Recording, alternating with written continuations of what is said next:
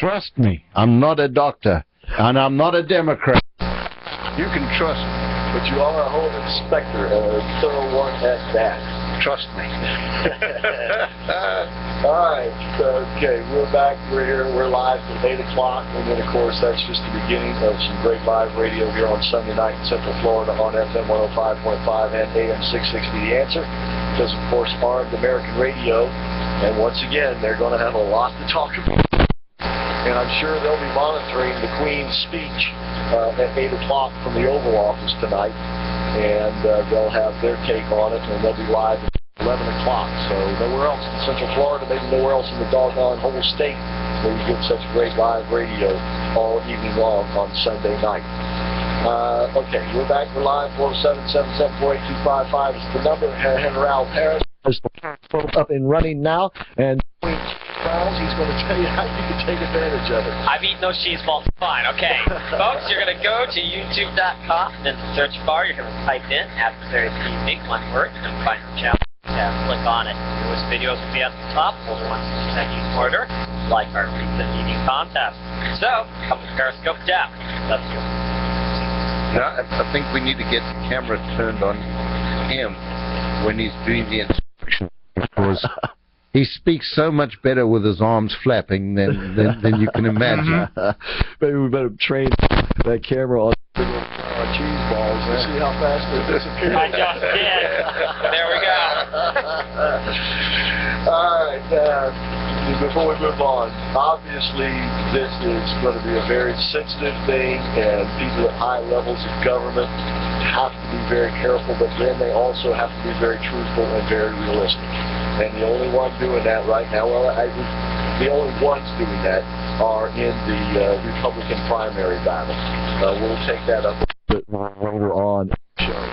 We can't deny, and Muslims are not doing them any favor by denying what's going on, because it really is going to make the problem harder to fix and make them a part of the problem. Maybe that's why they want it. Maybe that's why they are apologists, is they want to accomplish what the Islamic State wants to accomplish. About it. And once again, this is the problem, is that they will use any method, from the sweet talking to the threats to the